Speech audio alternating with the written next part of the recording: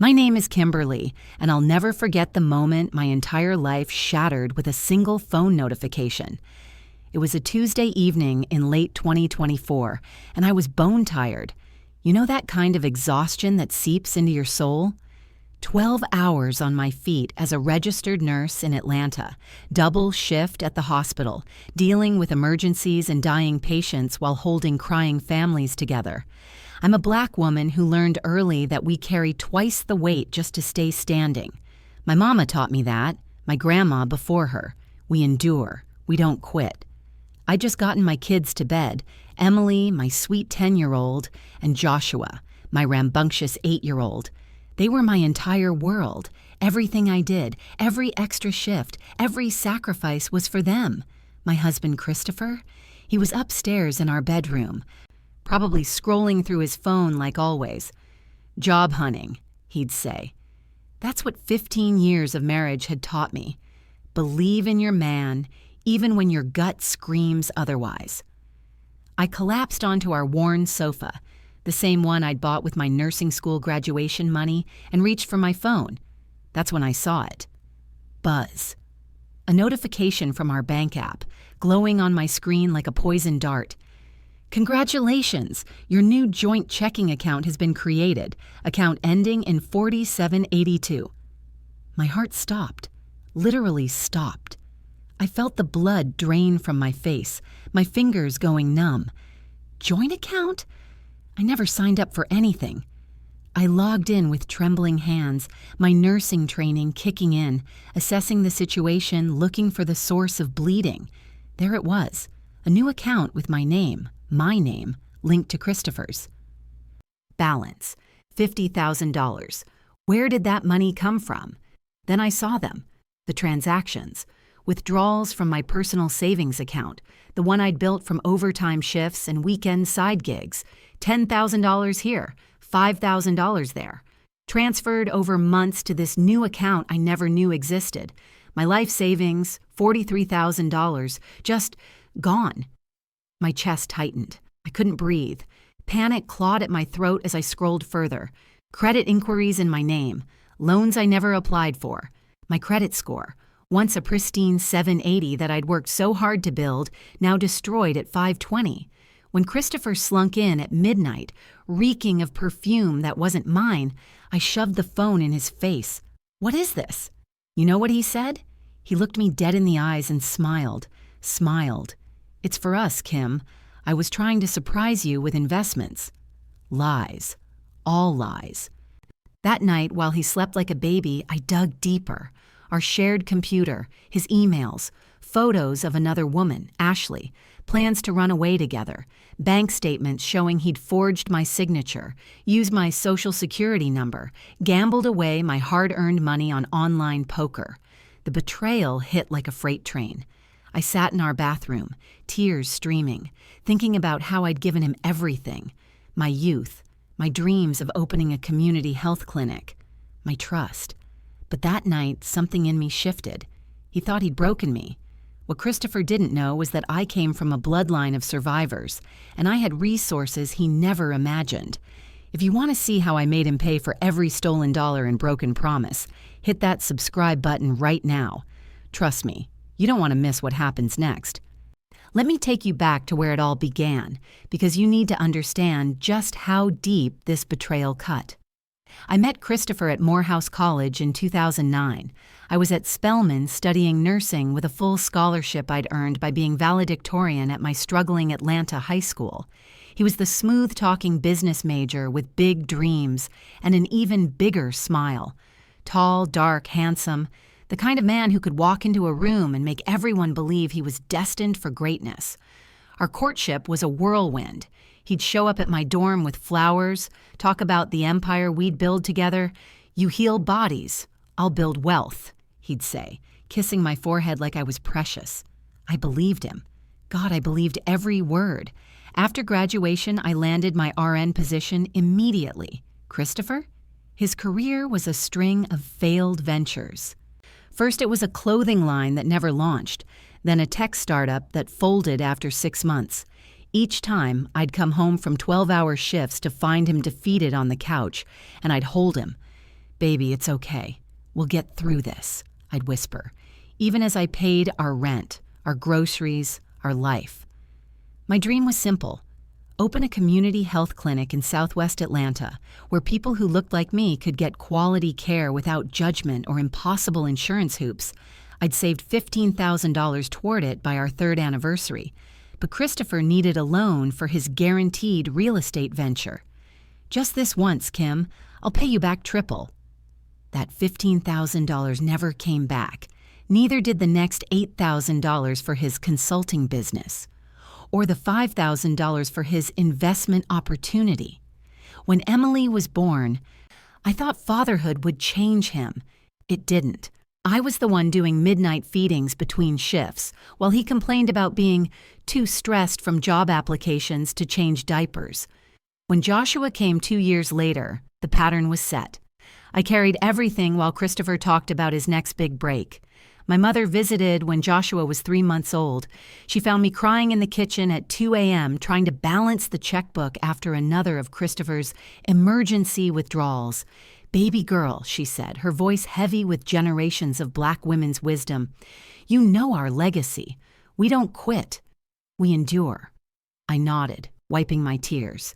Endure. That's what we did. That's what I'd been trained to do since birth. Carry the weight, smile through the pain, hold the family together no matter what it cost. But endurance has a price, and I was paying it in pieces of my soul. By 2024, I'd deferred my clinic dream so many times it felt like a fantasy. Christopher still wasn't working. The job market is rough, baby. While I pulled double shifts and took on weekend side gigs giving flu shots at pharmacies, our kids thought it was normal for only mommy to have a job. They'd stopped asking why daddy was always home but never available. The insidious part? Christopher was charming to everyone else. At church, he was the devoted husband. At family gatherings, he'd brag about supporting his nurse wife. People would tell me how lucky I was. Lucky. Meanwhile, he'd started coming home late, smelling like perfume and lies. When I questioned him, he'd flip it on me. "You're always working, Kim. I get lonely. Maybe if you were home more." That's financial abuse in its purest form. He'd created complete dependence. I couldn't leave because I was the only one working, but I was working so much I couldn't see what he was really doing. Until that Tuesday evening when my phone buzzed and the house of cards collapsed. After Christopher's pathetic investments excuse, I waited until I heard his snoring rumble through the house. The sound made my skin crawl. How could he sleep so peacefully after lying to my face? I crept downstairs to our shared computer in the kitchen, the glow of the screen harsh in the 2 a.m. darkness. My hands shook as I logged into his email account. The password was Joshua's birthday because Christopher wasn't creative enough to use anything else. What I found made bile rise in my throat. The first email was from 3 days ago. Subject line, "Can't wait for Cancun, baby." "Hey, Chris, I've been looking at resorts for our trip. The one you showed me is perfect. Private beach, couples spa, infinity pool. I can't believe we're finally doing this. Just 3 more months and we can leave Atlanta behind. No more sneaking around, just you, me, and the life you promised. Love you forever, Ashley."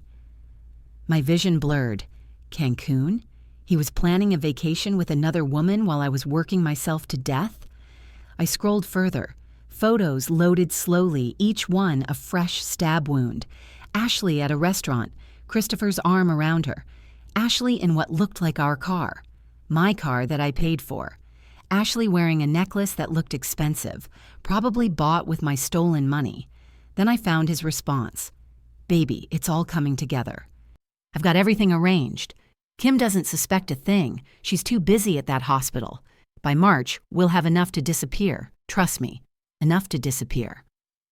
I opened our bank account in another tab, my nursing training keeping me methodical even as my heart shattered. The joint account showed the $50,000 balance, but I needed to understand the full picture. I pulled up our transaction history going back 6 months, August 15th, 2024, $10,000 transferred from Kimberly's savings to joint account ending in 4782. August 23rd, $8,000 withdrawn. Cash withdrawal ATM. September 3rd, $5,000 transferred from Kimberly's savings to joint account. September 10th, $7,500 withdrawn. Online gambling, pokernow.com. My breath caught. Gambling? I kept scrolling. September 28th, $4,000 withdrawn. Hotel Del Mar. October 12th, $6,000 transferred from Kimberly's savings. October 20th, $3,500 withdrawn. Tiffany & Co. That necklace Ashley was wearing in the photos, bought with my overtime money. The pattern continued. Withdrawal after withdrawal, each one a piece of my future stolen and spent on his lies. The total hit me like a physical blow. $43,000 gone from my personal savings account over 6 months. But that wasn't all. I pulled up my credit report, something I checked religiously every year because I'd worked so hard to build it. My score had been 780 last time I looked in April. Perfect. Pride of my financial life. The screen loaded. Current score, 520. Recent inquiries. Capital One credit card application. Approved, $15,000 limit. Chase credit card application. Approved, $12,000 limit. American Express credit card application. Approved, $20,000 limit. Personal loan. SunTrust Bank. Approved, $20,000. I didn't apply for any of these. But there they were, all in my name, all open between July and October 2024. Total fraudulent debt, $67,000. The room spun. I gripped the table to keep from falling. He hadn't just stolen my savings. He'd stolen my entire financial identity. My credit, built carefully over 15 years of responsible decisions, destroyed in 4 months. I found the statements for the Capital One card. Charges to restaurants I'd never been to, hotels in other cities, more jewelry, liquor stores, and multiple transactions to online gambling sites. $800 here, $200 there, $2,500 in a single night. Christopher wasn't just having an affair. He was a gambling addict funding his addiction and his mistress with my identity, my credit, my future. I clicked on the SunTrust personal loan statement. The $20,000 had been deposited into the fraudulent joint account, then withdrawn in cash over 2 weeks. Gone. Just gone. The bank documents showed something that made my blood run cold. Forged signature authorization forms. My name signed in handwriting that was close to mine, but not quite right. He'd practiced, probably tracing my signature from checks until he could replicate it well enough to fool a bank employee. This wasn't impulsive betrayal. This was calculated, premeditated financial murder. I sat in that kitchen for 3 hours documenting everything. Screenshots of emails, photos of bank statements, credit reports. The evidence of my husband systematically dismantling my life while I slept between hospital shifts, exhausted from holding our family together. When the first hints of dawn crept through the window, I had a folder labeled Evidence with 247 files. Every transaction, every lie, every stolen dollar accounted for. Now I just needed to decide what to do with it. I closed the computer and walked upstairs like a ghost, my legs moving on autopilot while my mind screamed. The house was silent except for the soft breathing from my kids' rooms. Emily, Joshua, my babies, sleeping peacefully, completely unaware that their father had just blown up their entire world. I passed our bedroom where Christopher sprawled across the bed, one arm thrown over his face, mouth open in sleep. So peaceful. So content. He'd stolen $43,000 from me, racked up $67,000 in fraudulent debt in my name, destroyed my credit score, planned to abandon his family for his mistress, and there he was, sleeping like he didn't have a care in the world. Something dark and primal rose in my chest. I wanted to scream. I wanted to shake him awake and claw his face until he felt a fraction of the pain radiating through my body. I wanted to call the police right then, watch them drag him away in handcuffs while he begged for mercy I wouldn't give. Instead, I locked myself in the bathroom and slid down against the cold tile wall. Then I shattered. Sobs tore from my throat, raw and guttural, the kind of crying that comes from somewhere ancient and wounded. I shoved a towel against my mouth to muffle the sound, not wanting to wake the kids. My body shook with 15 years of suppressed rage, disappointment, and betrayal finally erupting. I'd given him everything, everything. My youth. I was 23 when we married, now 38 with nothing to show for it but exhaustion and debt. My dreams. That community health clinic was supposed to open 5 years ago. My trust. Every time he said, "just this once," or "I promise to pay you back," I believed him. And this is what he did with my devotion? Stole my identity? Planned to leave me penniless while he ran off to Cancun with some woman named Ashley? The pain of betrayal was bad enough, but the financial abuse cut deeper. As a Black woman, I'd already spent my whole life fighting systemic barriers. I'd worked twice as hard in nursing school just to be seen as competent. I'd endured racist patients who demanded white nurses. I'd scraped and clawed for every dollar in my savings account, every point on that credit score. And my own husband, the man I'd supported through every failure, the father of my children, had weaponized my love to destroy my financial future. The humiliation was suffocating. What would people say? My family, my coworkers, the church ladies who always told me how blessed I was? I could already hear the whispers. How did she not know? She must have been stupid. Why did she stay so long? Red flags everywhere, and she ignored them all. They'd blame me. That's what they always do to women like me. We're supposed to be strong Black women who see through men's games, who don't get played. But here I was, the ultimate fool. I thought about the kids. How would I tell them? Daddy stole all of Mommy's money and he's going to jail. 8-year-old Joshua idolized his father. Emily was already at that tender age where she needed stability.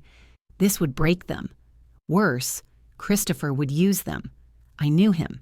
He'd play the victim, tell them Mommy was being mean, turn them against me to save himself. The towel in my hands was soaked with tears and snot. My face felt swollen, my chest tight. I was 38 years old, a registered nurse with 15 years' experience, and I had nothing. Less than nothing. I had debt in my name and a husband who'd stolen my future. I stared at my reflection in the bathroom mirror, bloodshot eyes, tear-streaked face, defeated. But then from somewhere deep, I heard my grandmother's voice. "Child, your strength is in your roots." Grandma Claudette had said that to me when I graduated nursing school. She'd pulled me aside at the party, her weathered hands cupping my face, eyes fierce with ancestral knowledge. "We come from survivors, Kimberly. Enslaved people who outlasted their oppressors. Women who raised children alone and built businesses from nothing. Your great-great-grandmother walked from Mississippi to Atlanta with 3 babies after her husband was lynched, and she built a life. You got that blood in you. Don't you ever forget it." I pressed my palms against my eyes, breathing slowly, feeling that lineage pulse through me. Then I remembered Joseph.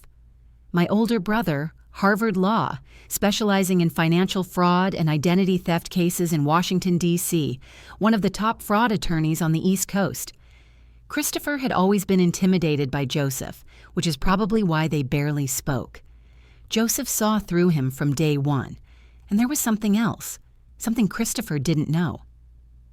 2 years ago, my Aunt Barbara died and left me a trust fund. Not huge, but substantial, $75,000. I'd kept it in a completely separate bank account, different institution, paperwork locked in my work locker at the hospital. Some instinct, some whisper from those ancestral women had told me to keep it secret. Just in case, I'd thought, not wanting to admit I might need an escape route. Christopher had no idea that money existed. He thought he'd drained me completely, left me helpless and dependent. He was wrong. I stood up from the bathroom floor, legs shaky but determined. My face in the mirror was still wrecked, but my eyes had changed. The devastation was hardening into something else, something cold and calculated.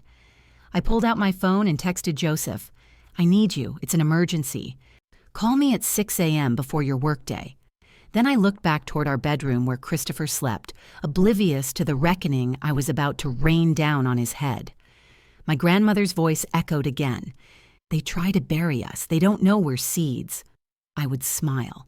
I would pretend. And while Christopher thought he'd won, while he counted down to his Cancun escape with Ashley, I'd dismantle his entire world brick by brick. He wanted to steal my future? I'd show him what happens when you underestimate a woman with nothing left to lose and everything still to fight for. At 5:47 a.m., I was sitting in my car in the hospital parking lot, engine running, heat blasting against the November cold. I'd told Christopher I had an early shift. He'd barely looked up from his phone. Joseph answered on the first ring. "Kim?" "What's wrong?" My voice cracked. "He stole everything, Joe, everything." "Who? Christopher? What did he— $43,000 from my savings, forged my signature to open accounts, took out credit cards in my name, destroyed my credit score, and he's planning to leave me for his mistress in March." The silence on the other end was thunderous. Then, "I'm gonna fucking kill him." "Joe, no, I mean it. I knew that worthless piece of shit was bad news, but this—" I could hear him pacing, his fury matching mine. "This is identity theft, financial fraud, forgery. Kim, this is federal." "I know." My hands gripped the steering wheel. "That's why I'm calling you. I need your help, but I need it done right. Legal, airtight. So he can't worm his way out." Joseph took a deep breath and I heard the attorney in him click into place.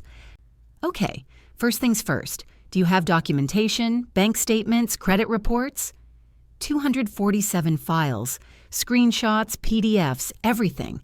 "Good. Email them to me now. Encrypted. Use the secure link I'm about to send you." I heard keyboard clicks. "Kim, listen to me carefully. We need more than documentation. We need witness testimony, surveillance, recordings if possible. This needs to be so ironclad that when we drop it on him, he has no choice but to plead guilty." "What do I do?" "You act normal. Don't let him know you know. Not yet. Can you do that?" I thought of Christopher sleeping peacefully while my world burned. "Yes. I'm calling in favors. I've got a guy, Marcus Webb, former Atlanta PD detective, now private investigator, specializes in infidelity cases, and he's the best at surveillance.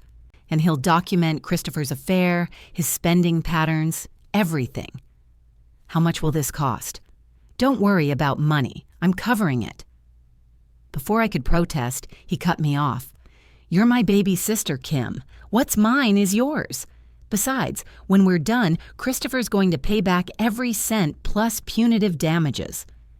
Hope flickered for the first time since Tuesday night. "You really think we can do this?" "I know we can, but I'm also bringing in Diane Chen, forensic accountant I work with on fraud cases.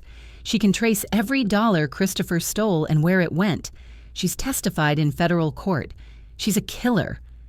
I closed my eyes, feeling the weight shift slightly off my shoulders.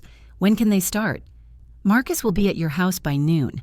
Don't react when you see him. He'll look like a utility worker or delivery guy.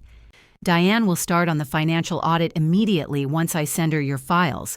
By this time next week, we'll have a complete picture." "Joe," my voice wavered. "Thank you. Kim, you held this family together when Mom died. You helped pay for my last year at Harvard when Dad got sick. You think I'd let some con artist destroy you?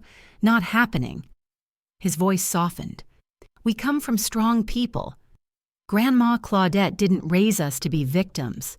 There it was again, that ancestral strength. "One more thing," Joseph added. "From this moment on, you document everything. Every conversation with Christopher, every transaction, every lie. Keep a journal, voice memos, whatever works. We're building a case that will bury him." Consider it done. "And Kim, don't try to do this alone. Lean on me. You've been carrying weight by yourself for too long." After we hung up, I sat in my car as the sun rose over Atlanta, casting orange light across the parking lot. For the first time in days, I didn't feel powerless. I had a Harvard-educated lawyer, a former detective, and a forensic accountant on my side. Christopher had no idea what was coming. Small victory number 1. The team was assembled. The hunt had begun. I walked into our house at 7:30 a.m. with coffee and bagels from Christopher's favorite bakery. He was in the kitchen, scrolling through his phone, probably texting Ashley. "Morning, baby," I said, my voice light and cheerful. "Thought I'd grab breakfast on my way home." He looked up, surprise flickering across his face. After our confrontation 2 nights ago, he'd been expecting anger, accusations, maybe even divorce papers. Instead, here I was, playing the dutiful wife. "Oh, thanks." He took the coffee cautiously, like it might be poisoned. "You're not still mad about the account thing?" I sat down across from him, arranging my face into something soft and trusting. This is what 15 years of nursing taught me: how to maintain composure in crisis, how to smile at dying patients, how to lie when necessary. "I thought about what you said, about investments." I reached across the table and touched his hand. "Enjoy this while it lasts, you piece of shit." "Maybe I overreacted. You've always taken care of us." The relief on his face was palpable. He actually believed me. "Exactly. See, I knew you'd understand once you calmed down. I'm doing this for our future, Kim." "Our future." Right. The future where you abandon your family for a woman named Ashley and leave me with $110,000 in debt. "I know, baby. I'm sorry I doubted you." The words tasted like battery acid. "It's just been stressful with work and—" "I get it." He squeezed my hand, his smile warm and familiar, the same smile that made me fall in love 16 years ago. "You work too hard. Maybe when this investment pays off, you can cut back on those double shifts." When hell freezes over. I made him breakfast, scrambled eggs with cheese, just how he liked them. While I cooked, he sat at the table, texting someone and grinning. Ashley, probably. Planning their little escape while eating food his wife prepared.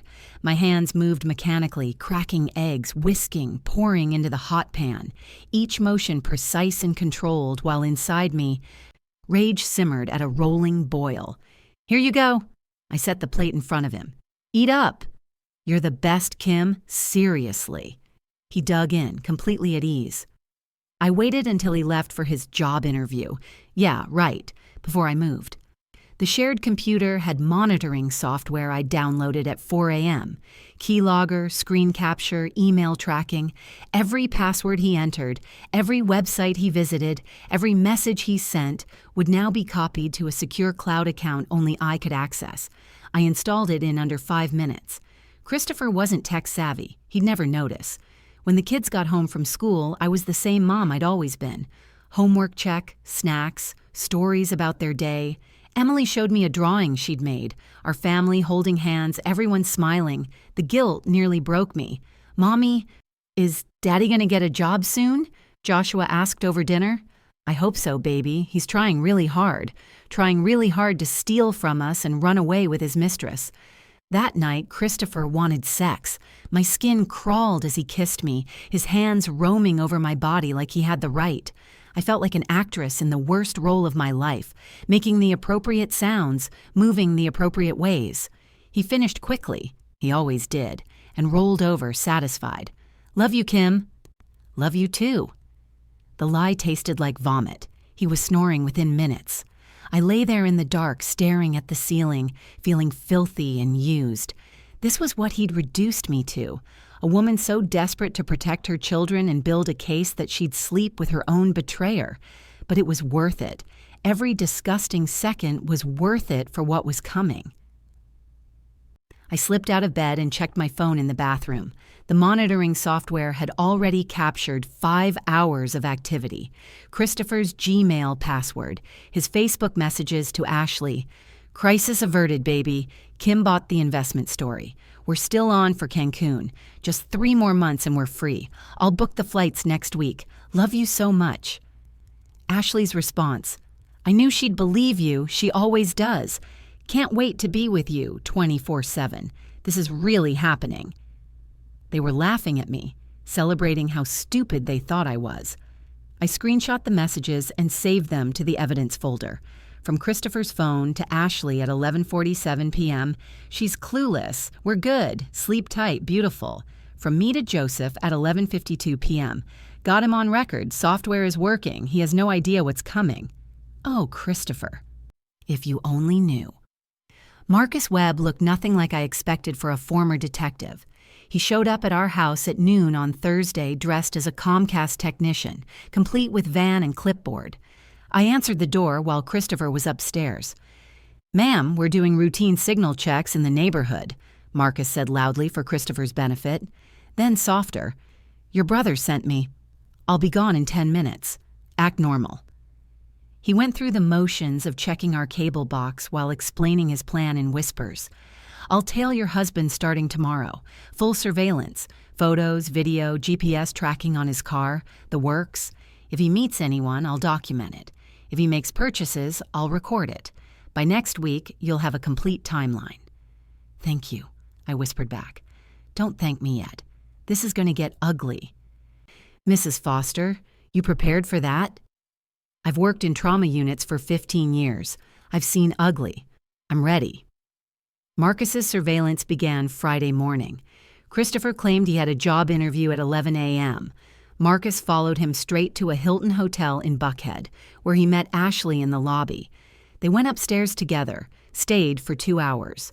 The photos Marcus sent me were crystal clear. Christopher and a petite white woman with blonde hair, his hand on her lower back, guiding her to the elevator. Her laughing at something he said, them kissing in the hallway before entering room 847. But Marcus's best discovery came that first week. "Kim, you're going to want to sit down for this," he said during our phone check-in. "Ashley's last name is Carver. She's married to Detective Richard Carver, Atlanta PD Homicide Division." My breath caught. Christopher's having an affair with a cop's wife? Gets better. Carver's a decorated detective, 15 years on the force, reputation for being thorough and not forgiving people who cross him.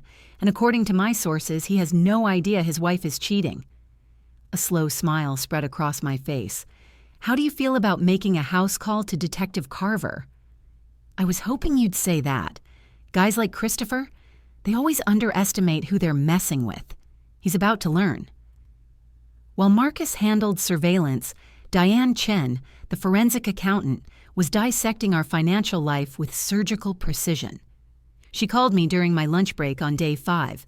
"Kimberly, I've traced every transaction. Want the summary or the detailed version?" "Give me everything." "Christopher opened 3 credit cards in your name using forged documents. Capital One, $15,000 limit. Currently maxed out Chase Sapphire, $12,000 limit, $11,147 balance. American Express, $20,000 limit, $19,200 balance. Total credit card debt in your name, $67,47. I closed my eyes, nausea rolling through me. Personal loan from SunTrust, $20,000, taken out in September. He forged your signature on the application. I have the documents. The forgery is obvious once you know what to look for. He traced your signature, but the pressure points are wrong. What did he spend it on? Hotels, primarily. Restaurants, jewelry purchases at Tiffany's, $3,500 on a necklace, $2,200 on earrings. He's also been gambling, heavily. I saw some of that. It's worse than you think. I gained access to his online poker accounts, 3 different sites. Total losses over 6 months, $28,000. He's been on tilt, chasing losses with your money. $28,000. Gambled away while I worked double shifts to keep our lights on. The joint account he opened fraudulently, Diane continued. The $50,000 balance came from multiple sources. Your savings, the credit cards, the personal loan, and, this is interesting, $8,000 from his mother's account. He lied to her, said he needed money for a business investment. His mother gave him money? Christopher's mom, Linda, had always been good to me.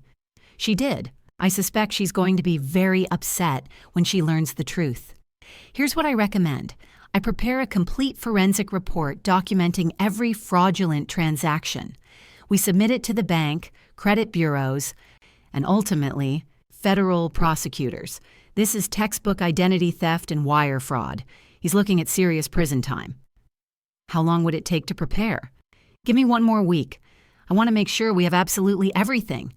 By the end of week 3, the evidence was overwhelming. From Marcus, 47 photographs of Christopher with Ashley at various locations, video surveillance of them checking into hotels on 4 separate occasions, receipts showing Christopher used the fraudulent credit cards to pay for dates, GPS tracking data proving Christopher lied about job interviews. From Diane, 312-page forensic accounting report, proof of identity theft across multiple accounts, documentation of forgery, timeline of every fraudulent transaction, analysis of gambling losses. From my monitoring software, 89 emails between Christopher and Ashley. Text message transcripts planning their escape browser history, showing vacation bookings for Cancun search history. How long does identity theft investigation take? And can wife prosecute husband for fraud? That last search made me laugh. He was starting to worry. Good. I sat in my car after my shift, reviewing the evidence on my laptop.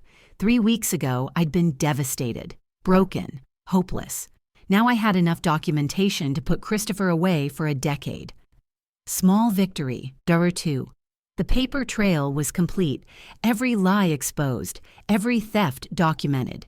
Joseph called that evening. Kim, it's time. We move to the next phase. I'm ready. Then let's start squeezing. Joseph filed the identity theft report with the bank on a Monday morning without warning Christopher. I was at work when it happened, but I'd prepared for this moment. The fraud department at our bank, Sun Trust, flagged the joint account ending in 4782 immediately. Within hours, the account was frozen pending investigation. The 3 credit cards in my name? Frozen. The personal loan? Flagged for fraud review. Christopher had no idea I'd triggered this. As far as he knew, the bank had discovered the fraud on their own during routine security checks. While that bomb detonated, I quietly moved my remaining assets to a completely different bank, Navy Federal Credit Union, with enhanced security protocols, new account numbers, new passwords, biometric authentication. I transferred my legitimate checking account, my work direct deposits, everything. Then I closed the old accounts entirely. Christopher no longer had access to a single dollar of my money. Next came the surveillance equipment. Marcus helped me install it while Christopher was out. A Ring doorbell camera with audio recording, a small voice-activated recorder hidden in our kitchen behind the coffee maker, another in our bedroom tucked inside an alarm clock. These are legal in Georgia, Marcus assured me. One-party consent state. As long as you're present or it's your home, you can record. Good, because I need him to confess. That evening, I played my part perfectly. Christopher came home agitated, checking his phone constantly. Everything okay, baby? I asked innocently, setting the table for dinner. Yeah, just bank stuff. They're doing some fraud check or something. My cards got temporarily frozen. Oh no, that's annoying. What kind of fraud check? He waved it off. Identity theft protocols, they said. Just routine. Should be cleared up in a few days. I knew he was panicking inside, but he played it cool. The recorder in the kitchen caught every word. Over the next 2 days, I guided conversations carefully, getting him to incriminate himself on tape. So that joint account you opened for investments, remind me how that works again? Oh, it's simple. I opened it in both our names so we could both access the returns. I handled all the paperwork since you're always so busy at the hospital. Got him admitting he opened the account. And you mentioned you've been managing our finances more? That's such a relief, honestly. With my shifts, I barely have time to check accounts. Exactly. I figured I'd take that burden off you. I've been moving money around, making sure everything's optimized. Got him admitting he moved money without my knowledge. The investment strategy, did you have to use our savings? Some of it, yeah. But trust me, Kim, it's going to pay off huge. I've been working with some financial advisors, setting up accounts, really taking control of our future. Got him admitting he used my savings without consent. Every conversation was recorded, time-stamped, saved. His voice calm and confident, lying to my face while the devices captured his confession. Joseph coached me through it. You need him to admit to opening accounts, moving money, and making financial decisions without your consent. Once we have that, combined with the forged documents, his defense collapses. By Wednesday, I had 6 separate recordings of Christopher admitting to various aspects of the fraud. Not once did he mention they were joint decisions, or that I'd agreed, because I hadn't. The final piece came Thursday night. Christopher was on the phone with Ashley in our bedroom while I pretended to be asleep. The recorder caught everything. "Baby, something's wrong with the accounts." The bank froze them. What? Why? They're saying fraud investigation, but it's probably just a mistake. I'll get it sorted. Christopher, you promised me this was legitimate. You said you had money. I do have money.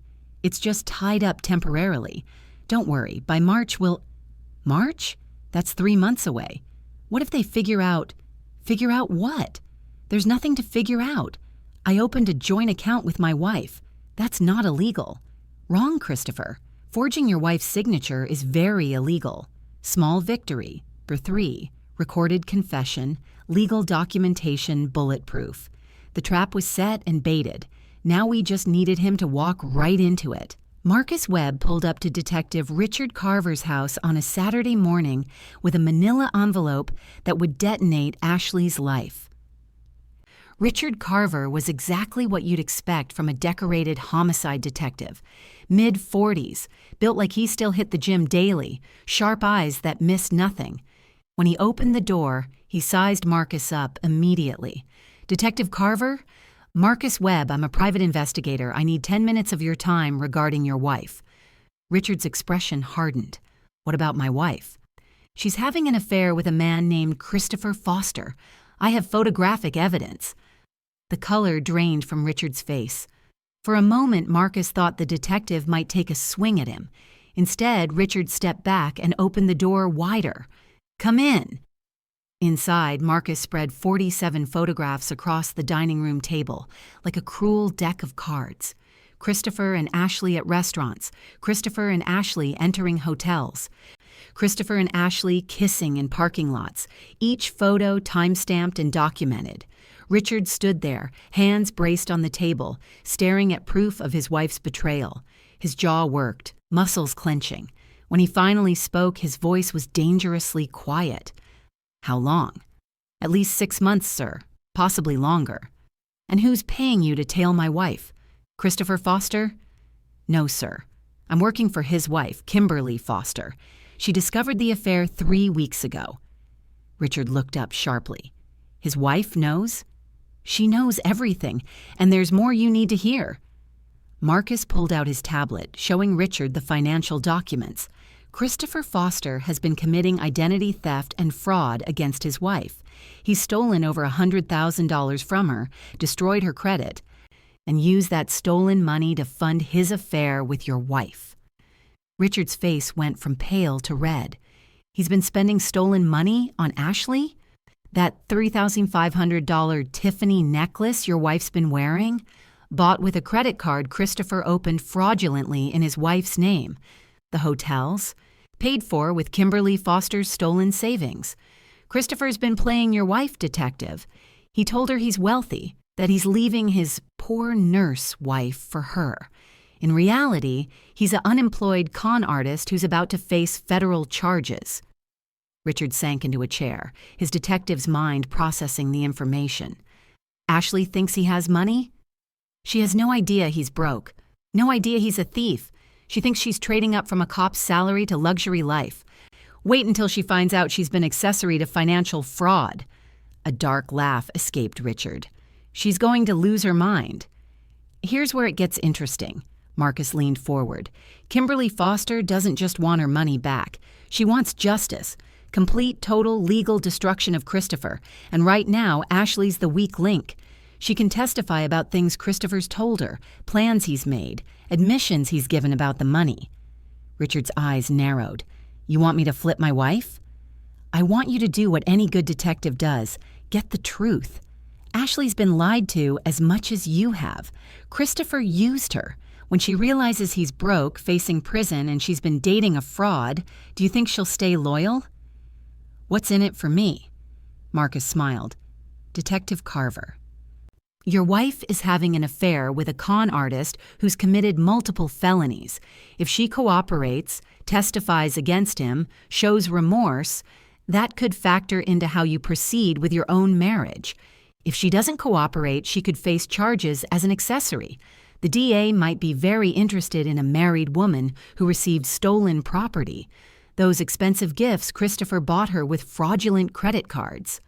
The threat hung in the air. Richard was a detective. He understood leverage. Christopher Foster thinks he's smart, Marcus continued. He thinks he's played everyone. Your wife, his wife, the banks. He's sitting at home right now planning his Cancun escape, completely unaware that his entire world is collapsing. When we hit him, I want it to be from every angle, including Ashley's testimony. Richard stood, jaw set. When do you need her? Soon. Christopher's getting nervous. The bank froze his accounts, and he's starting to realize something's wrong. Before he runs, we need Ashley on our side. She'll cooperate. Richard's voice was cold, final. I'll make sure of it. Marcus handed him a business card. Have her call me when she's ready. And detective, I'm sorry, I know this isn't easy. Easy? Richard laughed bitterly. My wife's fucking a con artist with stolen money, but you know what? At least now I know who she really is, and when this is over, she's going to know who I really am too. Small victory. 4. Detective Carver was now a weapon aimed straight at Christopher's heart. The enemy of my enemy had become the perfect ally. Ashley had no idea what was coming. The call came on a Tuesday morning, exactly 3 weeks after I discovered the fraud. Christopher was in the shower when his phone buzzed on the kitchen counter. I glanced at the screen. SunTrust Bank. Urgent. Fraud. Investigation update required. Call immediately. I left it there and continued making breakfast, humming softly. Christopher emerged 10 minutes later, hair wet, phone in hand. His expression darkened as he read the notification. Shit. What's wrong, baby? Nothing, just bank stuff again. But his hands were shaking as he dialed. I pretended to focus on the eggs while straining to hear his side of the conversation. Yes, this is Christopher Foster. Account ending in 47A2. What do you mean, additional documentation? I already submitted, No, I understand, but how long will the account be frozen? His voice rose with each sentence. I watched from the corner of my eye as panic bled through his usual smooth exterior. This is ridiculous. I need access to that money. Identity theft investigation? There's no theft. It's a joint account with my wife. She knows about the account. I told her. Liar. 2 to 6 weeks? You can't just freeze my... Fine. I'll submit whatever you need. He hung up, breathing hard. For a moment, I thought he might throw the phone. Instead, he slumped into a chair. They're being insane, he muttered, treating me like a criminal over routine banking. That's so frustrating. I brought him coffee, the picture of a supportive wife. Why would they think it's identity theft? Who knows? Probably some algorithm flagged something. It'll blow over. But it wouldn't blow over.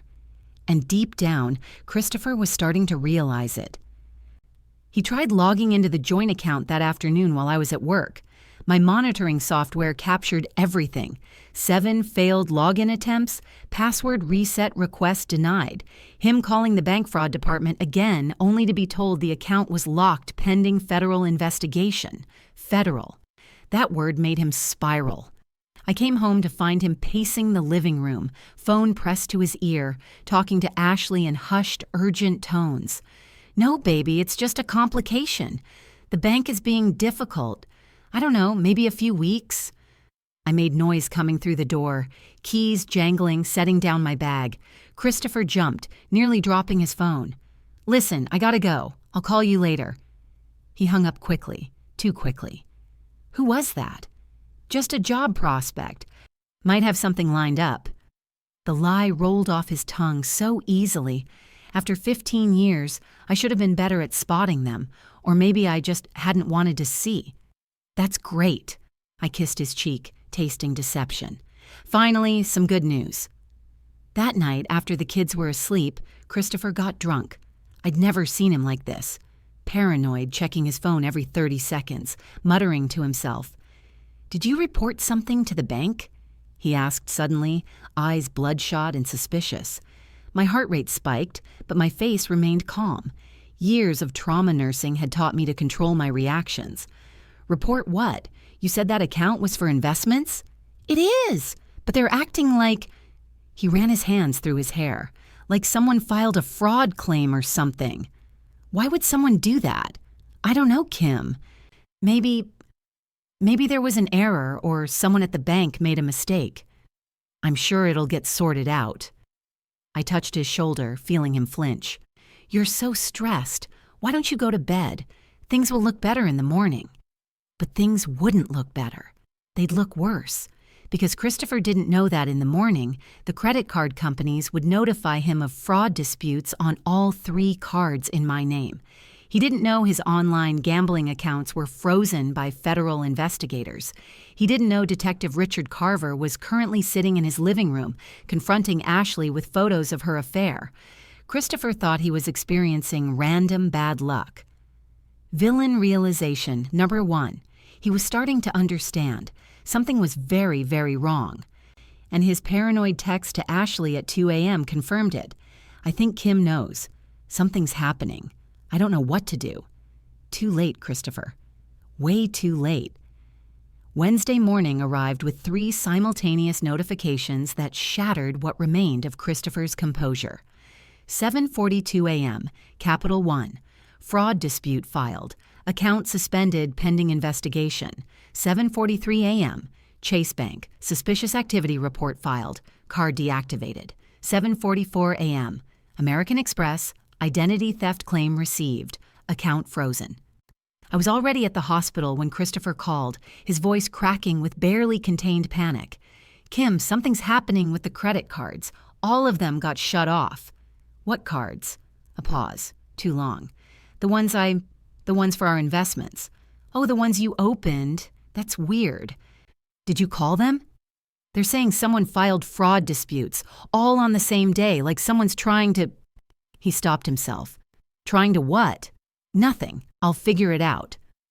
But he wouldn't figure it out, because every avenue of escape was closing. Marcus updated me during my lunch break. Capital One confirmed they received documentation of forged signatures. Chase has flagged 3 separate violations of their fraud policy. American Express is cooperating with federal investigators. Your brother's connections are coming through. This is moving faster than typical identity theft cases. And the gambling accounts? Frozen this morning. The FBI's cybercrime unit flagged them as part of a wire fraud investigation. Christopher's accounts on PokerNow, Full Tilt, and Stars Online are all inaccessible. His balance, what's left of it, is seized pending legal proceedings. I closed my eyes, savoring the image of Christopher trying to log in, seeing those dreaded words. Account suspended. Federal investigation. How much was left in the gambling accounts? Combined, about $4,300. He lost the other $24,000 over 6 months. Your money pissed away on bad beats and stupid bluffs. That evening, I came home to Christopher in full meltdown mode. Our kitchen table was covered with papers, bank statements, credit card notices, printed emails. He looked like he hadn't slept, his eyes wild and desperate. "They're freezing everything." He shoved documents at me. The joint account, the credit cards, even some accounts I had for side investments. Everything's locked. Side investments? I kept my voice innocent, concerned. "I didn't know you had other accounts. They're just doesn't matter. What matters is someone's doing this on purpose.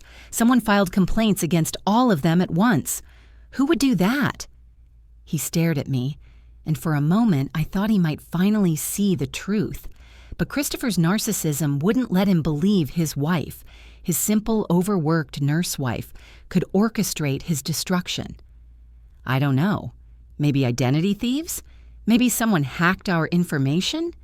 Should we file a police report?" "No." The force of his response startled even him. He softened his tone. "No, that'll just complicate things. I'll handle it." But he couldn't handle it. Every avenue he tried led to a dead end. The joint account at SunTrust, frozen with no timeline for resolution. The 3 credit cards, all flagged for fraud, balances disputed. His ability to use them revoked. His gambling accounts seized by federal investigation. Christopher tried to withdraw cash from an ATM using his personal debit card, the one account he thought was safe, and the machine swallowed the card.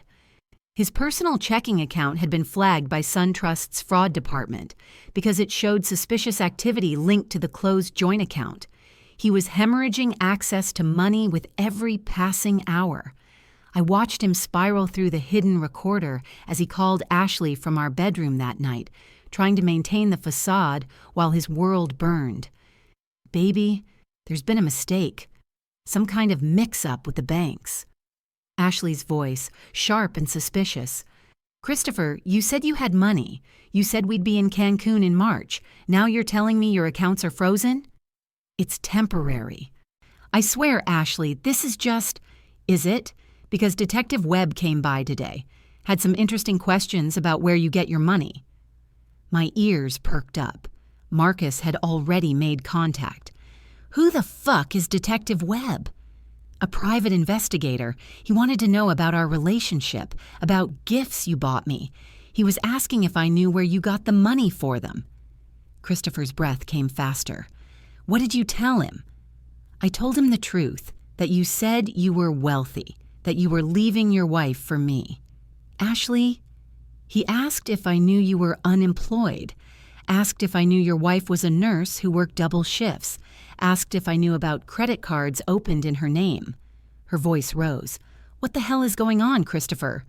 "Nothing. He's lying. Someone's trying to sabotage us." "Really?" "Because it sounds like you've been lying. Do you even have money?" "Of course I do. Just trust me, baby. We're still on for—" "I need time to think." She hung up. Christopher stood in our bedroom, phone in hand, watching his mistress pull away just like his money had, and I lay in bed, pretending to sleep, smiling in the darkness. The financial noose was tightening, every dollar locked away, every account frozen, every lie exposed. Christopher was drowning, and I was the one holding his head underwater. By Friday, Christopher's support system had collapsed like a house of cards in a hurricane. It started with his best friend Marcus Thompson, no relation to my investigator, who called Thursday evening. I listened from the kitchen while Christopher took the call in the living room. "Man, I don't know how to say this, but I heard some stuff about you and money problems. Kim's brother reached out to me, said you've been stealing from her." "What? No, that's insane. Joseph's always hated me. He's making shit up to—" "Chris, he sent me bank statements. Showed me where you forged Kim's signature.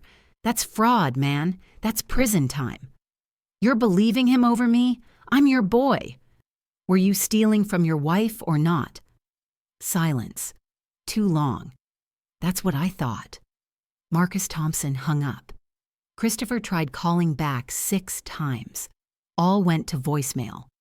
One by one, Joseph had contacted Christopher's inner circle, each conversation the same. "Here's the evidence. Here's what he did.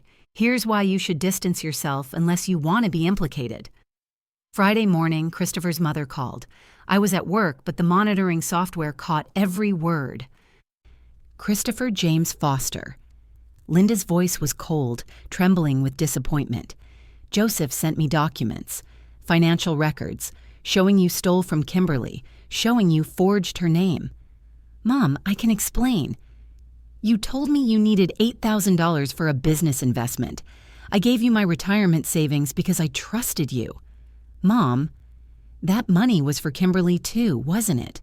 You lied to your own mother, stole from your wife, destroyed your family, and for what?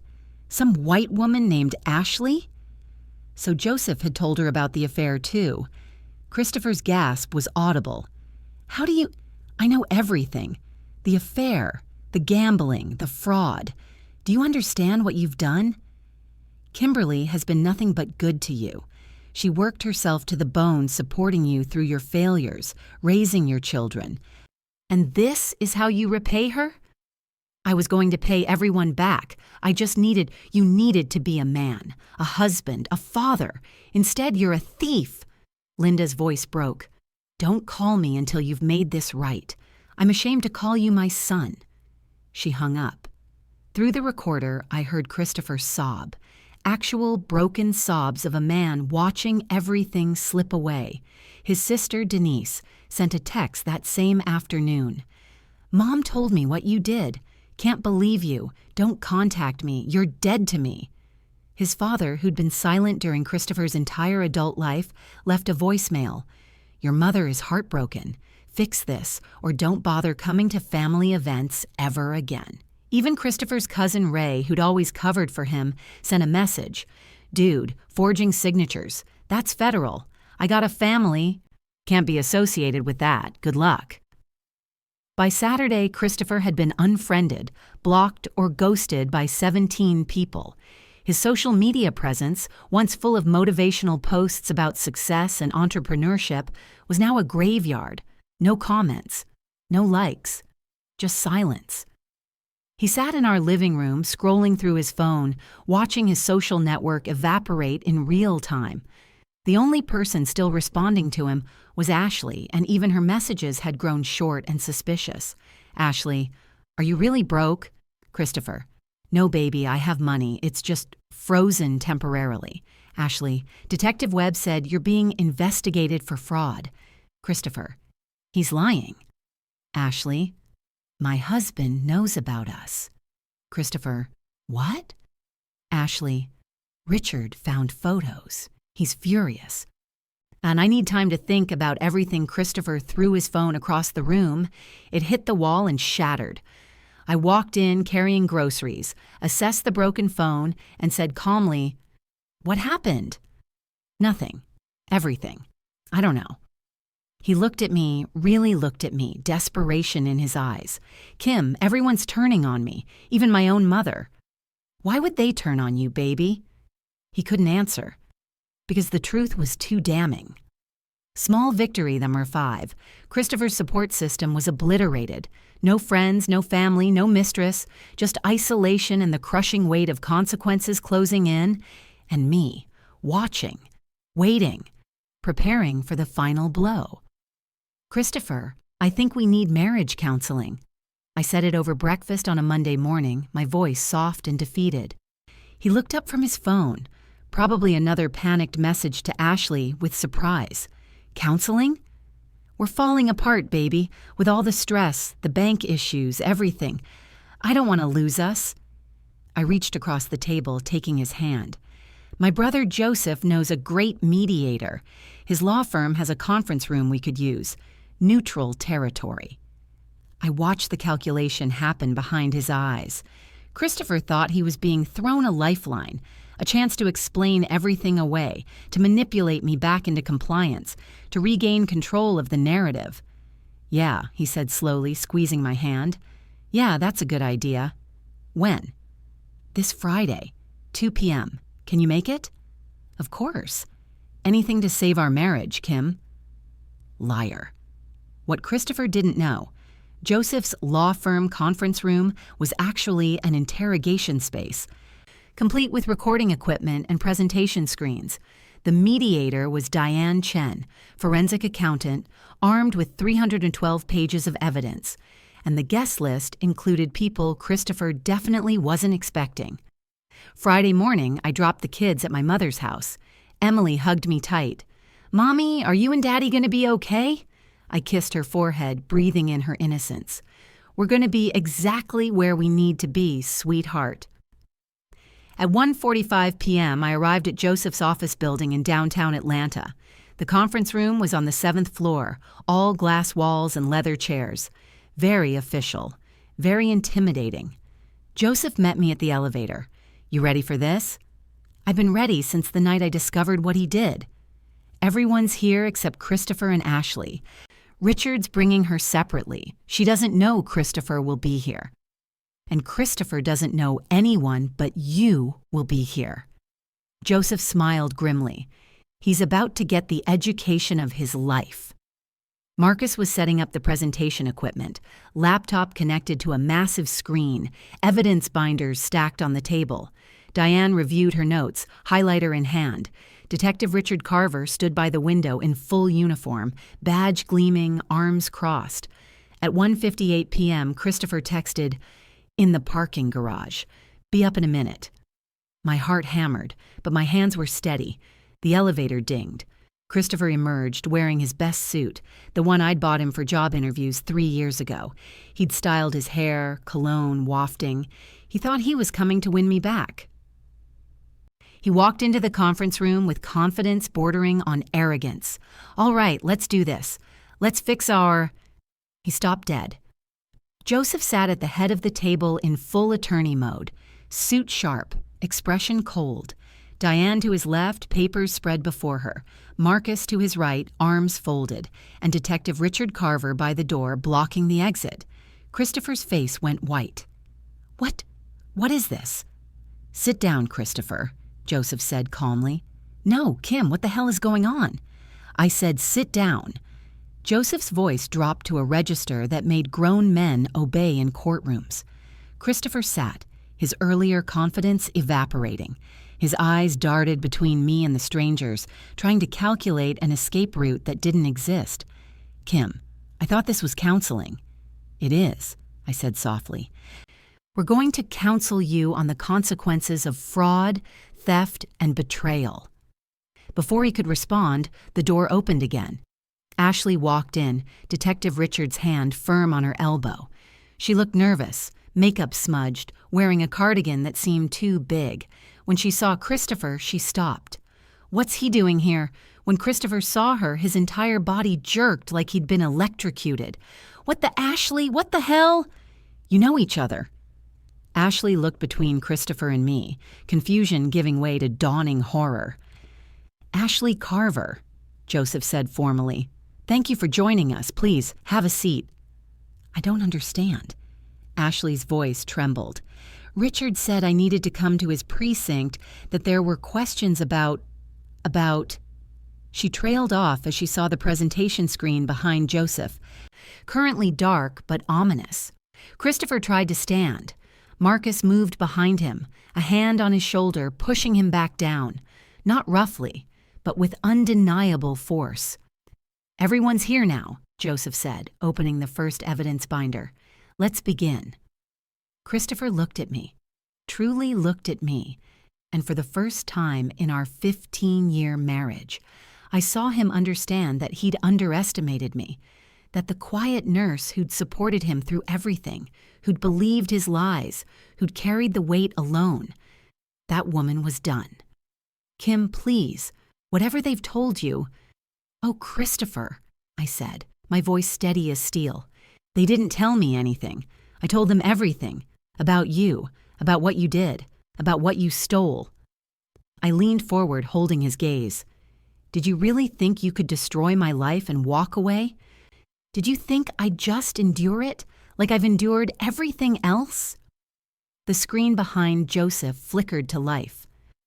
"Let me show you exactly what you did," I said, "and then let me show you what I'm going to do about it."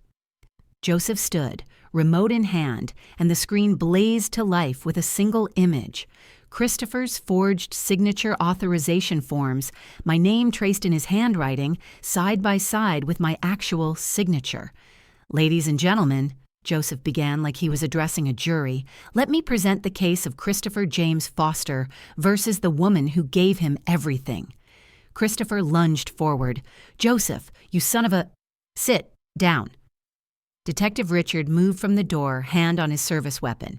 Not threatening, just present. Christopher sank back into his chair. Joseph clicked to the next slide. Bank statements filled the screen, red circles highlighting transactions. August 15, 2024, first unauthorized withdrawal from Kimberly Foster's personal savings account. $10,000 transferred to a joint account opened fraudulently using forged documents. Click. August 23rd, $8,000 withdrawn in cash. Click. September 3rd, $5,000 more transferred. The slides continued, each one a fresh wound reopened. Ashley watched with growing horror. Over 6 months, Joseph continued, Christopher Foster systematically drained $43,000 from his wife's savings account, money she earned working double shifts as a registered nurse while he claimed to be job hunting. Diane stood, taking over seamlessly, but the theft didn't stop there. Christopher opened 3 credit cards in Kimberly's name using forged applications. The screen showed application documents, Christopher's handwriting attempting to mimic mine. Capital One, $15,000 limit, maxed out. Chase Sapphire, $12,000 limit, maxed out. American Express, $20,000 limit, maxed out. Total fraudulent credit card debt, $67.47. Ashley's hand covered her mouth. Oh my God! Additionally, Diane continued, her voice clinical and damning, a personal loan from SunTrust Bank for $20,000, also obtained using forged documents and Kimberly's social security number without her knowledge or consent. Christopher tried to interrupt. I was making investments for our... Investments? Diane's voice cracked like a whip. Let me show you what you invested in. Click. Screenshots of online poker accounts filled the screen. Poker Now. Full Tilt. Stars Online. Transaction histories showing thousands lost in single sessions. $28,000 gambled away online over 6 months. Your wife's money, Christopher. Thrown away on bad bets while she worked herself into exhaustion. The screen changed again. Hotel receipts, restaurant bills, Tiffany & Co.'s purchases. But some of that stolen money went towards something else, didn't it? Diane looked at Ashley. It went to funding an affair. Marcus stood now, and the screen displayed what I'd been waiting for. Photographs. Christopher and Ashley at restaurants, entering hotels, his arm around her, kissing in parking lots, each image time-stamped and geotagged. 47 photographs total, documenting 6 months of betrayal. Ashley made a sound like a wounded animal. Richard, don't. Richard said coldly from his position by the door. I've seen all of this. Every picture, every receipt, every lie. Christopher found his voice scrambling. Ashley, baby, this isn't what it looks like. Baby? I spoke for the first time since the presentation began. My voice cut through the room. You're calling her baby? In front of me? In front of her husband? Christopher turned to me, desperation bleeding through. Kim, I love you. This was a mistake. You love me. I stood, trembling with controlled rage. You stole a $10,000 from me. You destroyed my credit score from 780 to 520. You planned to abandon your children. You gambled away our future. You bought another woman jewelry with my overtime money. That's love? Ashley stood too, mascara running. Christopher, you told me you were rich. You said you had investments, that you were leaving your poor wife who didn't appreciate you. I never said... You did, Ashley's voice broke. You said Kim was just a nurse, that you'd been supporting her for years, that you deserved better. Supporting me? My laugh was hollow and bitter. I've supported you since college. I paid for your failed businesses, your opportunities, your loans. I worked while you slept. I raised our children alone while you... Enough, Joseph interrupted. Let's show them the rest. The screen changed to email transcripts. Christopher's messages to Ashley, discussing their Cancun escape. Plans to disappear. Mockery of me. She's clueless. And she'll never figure it out. Ashley read the emails, her face crumpling. You called me stupid things in these messages. You said I was easy and desperate. No. I never. Let me see. Christopher tried to stand, but Marcus pushed him back down. You did, Marcus said quietly. Email from October 3rd to your friend Ray. Ashley's a stage 5 clinger, but the physical is good. Plus her cop husband works nights, so it's easy. Ashley gasped. Richard's jaw clenched so hard I heard teeth grinding. Christopher was spiraling. This is out of context. You're twisting. October 28th, Marcus continued. Email to the same friend. Kim's so busy working she doesn't notice anything. I could rob a bank and she'd just ask if I had dinner ready. You thought this was funny, Christopher. You bragged about deceiving your wife. You monster, Ashley whispered. You used both of us. No, baby, you don't understand. Don't call me that, Ashley exploded. You lied to me. You said you had money. You said we'd have a life together. We will. The accounts are just frozen temporarily. Because you stole it. Ashley's face was red, tears streaming. You stole from your wife and used it on me, and I didn't know. I thought you were successful. I thought... She turned to me, sobbing. I'm so sorry. I didn't know. He said you were separated, that you didn't care about him, that... Save it, I said flatly. You slept with a married man. You wore jewelry bought with my money. You planned vacations while my children went without. But I didn't know it was stolen. Ashley turned on Christopher. You said you had money. You're a fraud. And you're a cheating wife, Christopher shot back, veneer completely shattered. You seduced me. This is your fault. My fault. Ashley lunged at him. Richard caught her. You pursued me for months, Christopher continued, desperate to deflect. You showed up at my gym. You gave me your number. Oh, so now it's her fault? I said icily. She made you open fraudulent accounts. She forced you to forge my signature? She gambled away $28,000 of my money? Christopher looked at me, at Joseph, at the evidence surrounding him on every screen and surface. His last card to play was sympathy. Kim, please. I made mistakes, but we can fix this. The kids need their father. Don't do this. Don't do what? I leaned across the table, my voice dropping to a whisper that somehow filled the entire room. Don't hold you accountable? Don't demand justice. Don't show you what happens when you underestimate the woman who loved you? I straightened. Christopher, you destroyed our marriage the day you forged my name. You destroyed our family when you chose her. And you destroyed your future the moment you thought you'd get away with it. Joseph set down a final document. Ashley, for the record, did you ever witness Christopher forging signatures or discussing the fraudulent accounts? Ashley, still crying, nodded. Once. I saw him practice signing her name. He said it was for a surprise birthday thing. I thought it was sweet. I didn't know. That's all we need, Joseph said. Christopher went pale. Ashley, what are you... You can't... I can, she whispered. You used me. You lied to me. You destroyed my marriage. I destroyed your marriage? You cheated. With a man who I thought was legitimate, not a thief. They turned on each other, exactly as planned. Two villains destroying each other while the evidence piled higher. Joseph let them argue for exactly 30 seconds before he raised his hand. That's enough. Christopher James Foster, let me tell you what happens next. Joseph opened a final folder, this one bearing an official seal.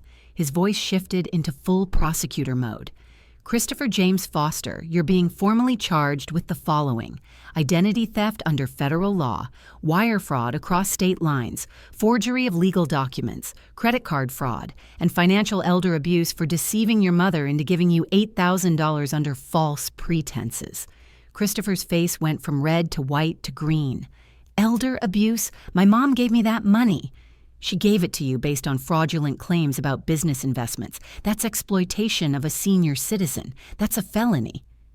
Detective Richard moved to the door and opened it. Two uniformed Atlanta police officers entered, handcuffs ready. No, this isn't... Kim, please. Christopher tried to stand, to reach for me. Marcus blocked him. Kim, the kids. Think about Emily and Joshua. They need their father. I looked at him.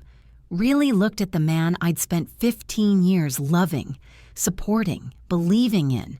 The man who'd repaid that devotion by systematically destroying everything I'd built.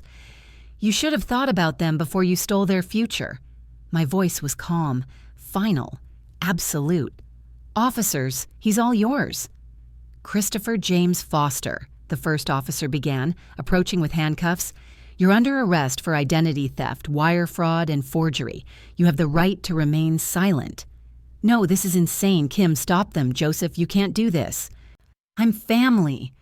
"You stopped being family," Joseph said coldly, "when you committed federal crimes against my sister." The handcuffs clicked into place. Click, click. The most beautiful sound I'd ever heard. Christopher struggled as they pulled him toward the door. "You're making a mistake. I can pay it back. I'll get a job. Kim, please." I said nothing, just watched. "Based on the charges," Joseph continued, "you're looking at 10 to 15 years in federal prison. The prosecutor is seeking maximum sentence given the deliberate, prolonged nature of the fraud and the aggravating factor of victimizing your own spouse." 15 years? I have kids. "You should have considered that before committing multiple felonies," Detective Richards said. He turned to his wife. "Ashley Carver, you're also being detained for questioning as a potential accessory to fraud. You admitted on record to witnessing document forgery and failing to report it. Depending on what else we uncover, you may face charges." Ashley collapsed into her chair. "Richard, please, please what? You cheated on me with a con artist, received stolen property, and potentially aided in fraud. You're going to the station, now." Another officer entered to escort Ashley. She walked past Christopher, both of them in handcuffs, their affair ending not with a tropical sunset, but with matching criminal charges. As they led Christopher out, he looked back at me one final time. "Kim, I'm sorry. I'm so sorry. Please, goodbye, Christopher." The door closed behind them. The room fell silent except for the hum of the air conditioning. I sat down slowly, legs shaking now that the adrenaline was fading. Joseph put his hand on my shoulder. "It's over," he said quietly.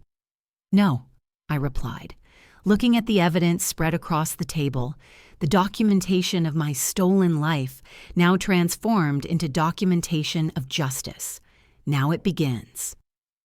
3 months later, I stood in courtroom 5B of the Fulton County Superior Court, watching Christopher shuffle in wearing an orange jumpsuit, hands cuffed, eyes hollow.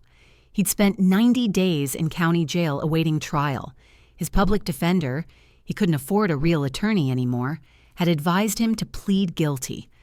With the mountain of evidence Joseph had compiled, fighting the charges would only increase his sentence. "All rise," the bailiff announced. Judge Patricia Morrison entered. A black woman in her 60s with silver hair and eyes that had seen every con, every lie, every manipulation the justice system had to offer. She reviewed the case file, then looked at Christopher over her reading glasses. "Mr. Foster, you've agreed to plead guilty to all charges in exchange for a reduced sentence. Is that correct?" "Yes, Your Honor." His voice was barely audible. "Identity theft, wire fraud, forgery, credit card fraud, and financial exploitation.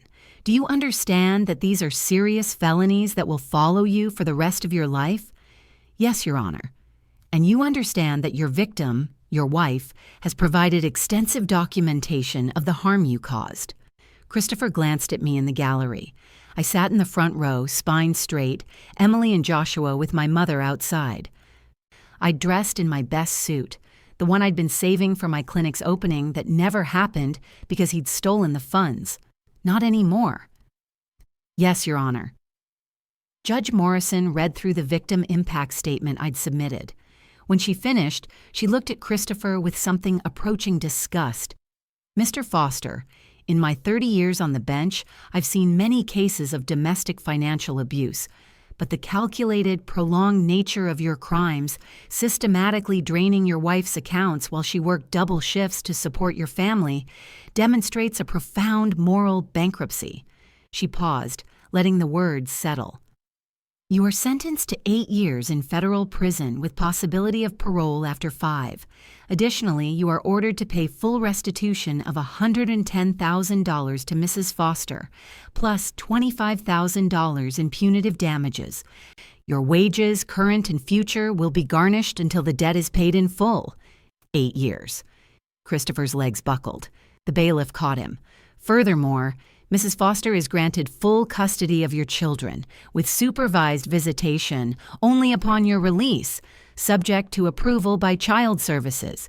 You will pay child support from your prison wages starting immediately. The gavel came down. Bang! Court is adjourned. They led Christopher away. He didn't look back this time. Outside the courtroom, Joseph hugged me. It's done. It's done, I echoed, feeling the weight of 15 years finally lifting. The financial recovery was faster than expected. The bank insurance claim came through, $43,000 returned to my account, plus $8,000 in damages. The credit bureaus removed all fraudulent accounts from my record after Joseph submitted the court documents. My credit score climbed back to 785 within 60 days. Christopher's mother, Linda, sent a check for $25,000 with a note, "For Emily and Joshua's future. I'm so sorry my son did this to you. You deserved better." Combined with Aunt Barbara's trust fund, $75,000 I'd kept secret, I suddenly had $151,000, more than I'd had before Christopher destroyed everything. The divorce was finalized in 6 weeks. Christopher signed everything from prison, no contest. The house went to me. Primary custody, mine. His parental rights, supervised only. I sat Emily and Joshua down one evening after the dust settled. "Your father made some very bad choices," I explained carefully. "He hurt our family, and now he has to face consequences. But that doesn't mean he doesn't love you. It means he loved himself more, and that's a lesson I hope you never forget." "Will we see him?" Emily asked, her 10-year-old eyes too wise. "Maybe when he gets out, if he's changed. But baby, here's what I need you to know. We're going to be okay. Better than okay."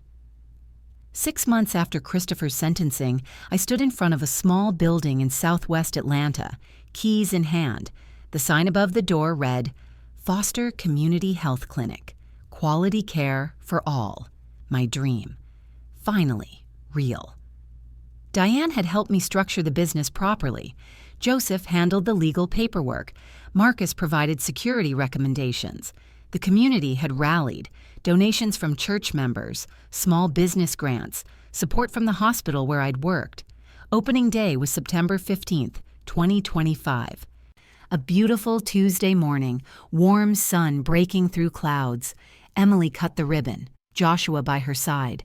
They'd been through so much, but therapy was helping. They were resilient, strong, like their mother. "Mom," Emily whispered as the first patients entered, "are we okay now?" I knelt down, pulling both my children close. "Baby, we're more than okay. We're free. Free from lies, free from theft, free from a man who'd taken everything and given nothing back. I'd built something from the ashes of betrayal, something real, something mine. We're free," I repeated, feeling the truth of it settle into my bones. And for the first time in 16 years, I believed it. "Can I talk to you for a moment? Not as a nurse, not as a victim, but as a woman who's been where you might be right now. Financial abuse is insidious. It doesn't announce itself with bruises or black eyes. It creeps in slowly, disguised as partnership, as trust, as love. One borrowed dollar becomes 100, becomes 1,000, becomes your entire life savings gone while you're working overtime to keep the lights on. And for Black women, we carry a special burden. We're taught from birth to be strong, to endure, to hold everything together while the world tries to tear us apart. Black women don't quit, they tell us. We survive. But here's what nobody says. Endurance without boundaries isn't strength. It's self-destruction. I endured for 15 years. I endured Christopher's failed businesses, his lies, his manipulation. I endured because I thought that's what good wives did. That's what strong Black women did. We carried the weight. But carrying weight that doesn't belong to you will break your back. The signs were always there. The secrecy around finances. The defensiveness when I asked questions. The way he isolated me from my own money while making me feel guilty for working so much. The gaslighting, You're too stressed. You're overreacting. Don't you trust me? If you're reading this and something in your gut is screaming, listen to it. Check your credit report. Review your bank statements. Ask questions. Demand transparency. And if you find fraud, if you discover theft, if you realize the person you trusted most has been stealing your future, document everything. Tell someone, get help. Don't do what I did and suffer in silence until you have no choice but to fight back. My grandmother used to say, "They tried to bury us. They didn't know we were seeds." That's what happens when you underestimate a woman's strength, when you think endurance means weakness, when you mistake kindness for foolishness. Christopher thought I was simple, a nurse who worked too much to notice, a wife too devoted to leave, a black woman too trained to endure to ever fight back. He was wrong about all of it. I'm standing here today in my own clinic, serving my community, raising my children, living the dream I almost let him steal. Not because I'm special, not because I'm unique, but because I finally understood that sometimes the strongest thing you can do is stop enduring and start fighting back. To every woman carrying weight that doesn't belong to you, put it down. To every person suffering financial abuse in silence, speak up. To everyone who's been told they're not enough, not smart enough, not strong enough to escape, you are. Justice isn't revenge. It's refusing to let someone steal your future and taking every single piece of it back. So if this story resonated with you, drop which city you're watching from in the comments below. Let's build a community of survivors who became victors. And remember, your strength is in your roots. The women who came before you survived worse. Their blood runs in your veins. They didn't endure just so you could be destroyed. If you agree with me, let me know in the comments. Don't forget to like this video and subscribe for more true stories of justice, survival, and taking back your power. You're not alone. And you're stronger than anyone who's trying to break you will ever understand.